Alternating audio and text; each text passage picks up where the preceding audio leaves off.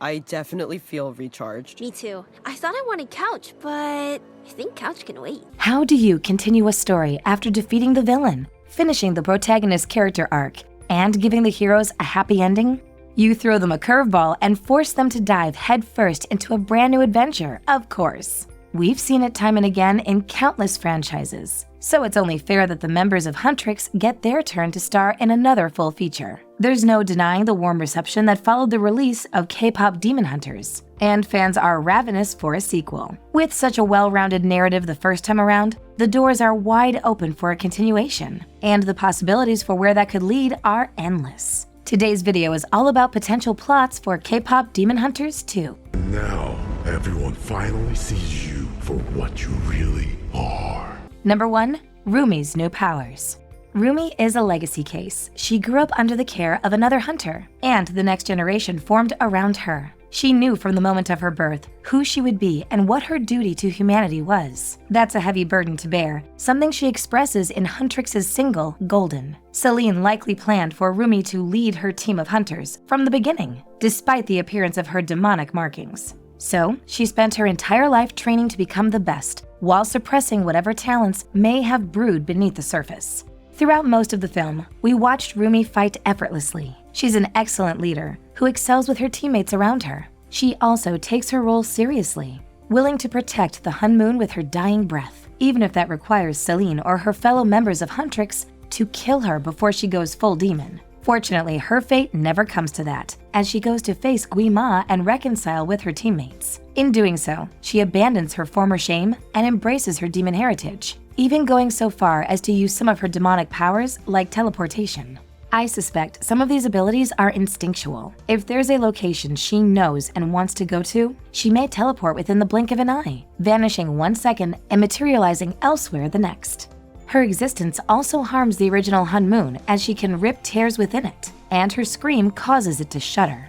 On the same side of this, there are likely other demonic skills that require time and training, which could plot the course for the sequel. Rumi may need to learn how to control her new abilities, or even seek out a trustworthy teacher. After all, if one good demon existed, then surely others do too, right? I'm glad to see it destroyed. Number 2. The new Hun Moon. As I already covered, Rumi harmed the original Hun Moon by feeding into her inner demons. In other words, each time she caved to her guilt and shame over her demonic markings, Gui Ma influences and manipulates his victims by using their greatest regrets against them, either by making them feel intense guilt or forcing them to relive their worst moments. Naturally, to repel Gui Ma and resist his control, hunters operate on the behalf they must never show fear or negative emotion. They can't allow their demonic enemies to know what they fear or what they may regret. Otherwise, they could feed that information to Gui Ma. We know hunters aren't immune to his call, as he reaches Zoe and Mira after Huntrix loses the Idol Awards. Of course, we all know that it's human to make mistakes and regret them. Gui Ma preys on the human condition, and hunters live with impossible expectations. Even Celine had fear, shame, and doubt. Most of her regret had to do with Rumi and her decision to raise her, despite knowing she had demon blood. Once Rumi realizes how cruel and unreasonable the rules she lived by were, she decides to reject them, rejoining the other members of Huntrix to create a new Hun Moon that doesn't require them to abandon the uglier, more truthful parts of themselves. While we know that the Hun Moon is the magical barrier that prevents Gui Ma and his forces from reaching Earth, and that a trio of hunters each generation sustains it, we know very little about what it's made of, how it works, and why it came into being to begin with. The sequel could explore the history of the original Hun Moon and its differences from the new one. Perhaps the Hun Moon operates in a completely new way, forcing the members of Huntrix to change how they interact with their fans or perceive the world at large. Otherwise, they might risk Gui Ma slipping through the cracks. We love you, Huntrix! Number 3. Jinu's return. Gui Ma and Rumi aren't the only demons we should worry about in the event of a sequel. None of us expected the clever and soft-spoken Jinu from the start of the film to turn into the awkward and endearing anti-hero by the end of the story. But he stole the hearts of every viewer, making each of us desperate to see his return should the franchise continue. His star-crossed romance with Rumi isn't much of a surprise, it's a tale as old as time. But that doesn't mean all of us weren't sitting on the edge of our seats, hopeful they might escape Gui Ma and have a happy ending. Jinwoo didn't survive to see the Hunmoon Huntrix created, but he did protect Rumi in the final battle and gave her his soul to heighten her power. With his soul in Rumi's care potentially imbued within Rumi's sword, many fans believe he might return in the sequel in a new form. If Guima no longer controls his soul or whispers in his ear, it wouldn't be right to call Jinwoo a demon. Yet he couldn't be human either. It's some fun food for thought, either way, and the film's director has coyly avoided answering any questions about Jinwoo's return. But I'm sure we can all agree that she doesn't seem opposed to the idea. So the sequel could revolve around Jinwoo's return, with Guima sealed behind the new Hunmoon and humanity safe from his control.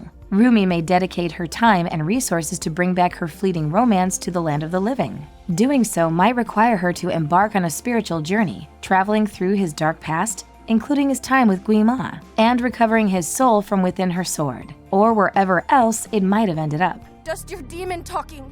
You have to fight it! That's not how it works! Number 4. Training new hunters. As much as I would love to see the continuation of Rumi and Jinwoo's doomed romance, it's also possible that the sequel could feature an entirely new cast of characters. After all, Huntrix overcame their differences, created a brand new Hunmoon, and effectively sealed Guima behind it. As far as their duty goes, they've done their service to humanity and more. Before the credits roll, we see them abandoning their well-earned vacation to spend time with their fans, prioritizing their careers as K-pop stars. They're passionate about their lives as performers and idols, and they know they wouldn't be where they are without the endless support of their audience. It's good to see that respect and admiration are shown in their actions. The point is that they have a complete story with the first film. The Huntrix narrative could end there, but that doesn't have to be the end of K-pop demon hunters. We learn at the beginning of the film that each generation has a new trio that takes over from the last, bringing in more fans, songs, and continuing the legacy of the strengthened Hunmoon.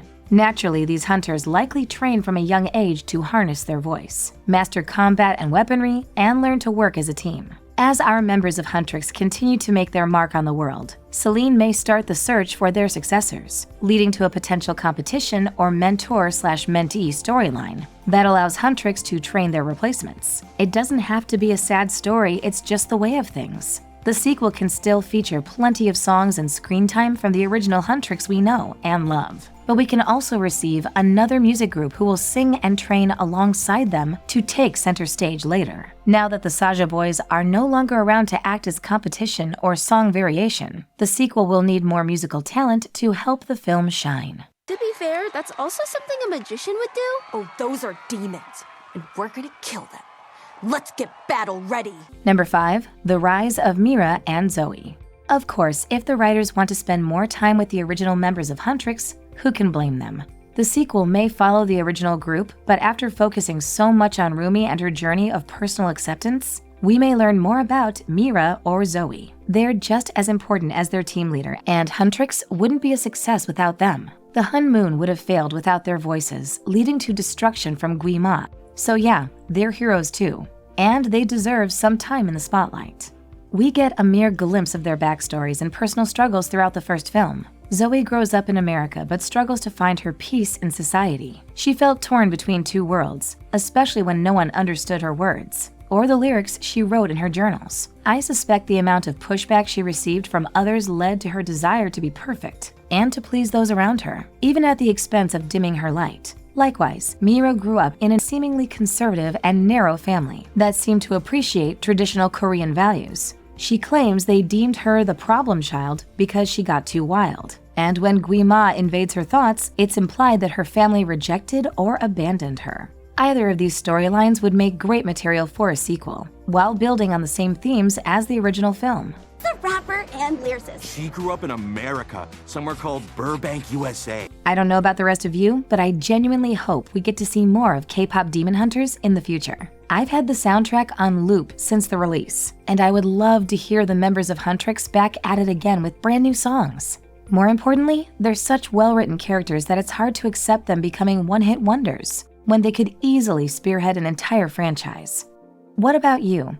Do you think Rumi, Mira, and Zoe should return for another adventure? Let us know your thoughts in the comments below. It's the second verse. first, right? How about when the patterns start to show, the whole world will finally know that you're depraved. Thanks for watching. If you enjoyed this video, hit that like button, subscribe to our channel, and turn on notifications to stay updated on our uploads. What makes you think the Hunmoon can save a guy like me? A guy who tried to help his family? You made a mistake, Chinu.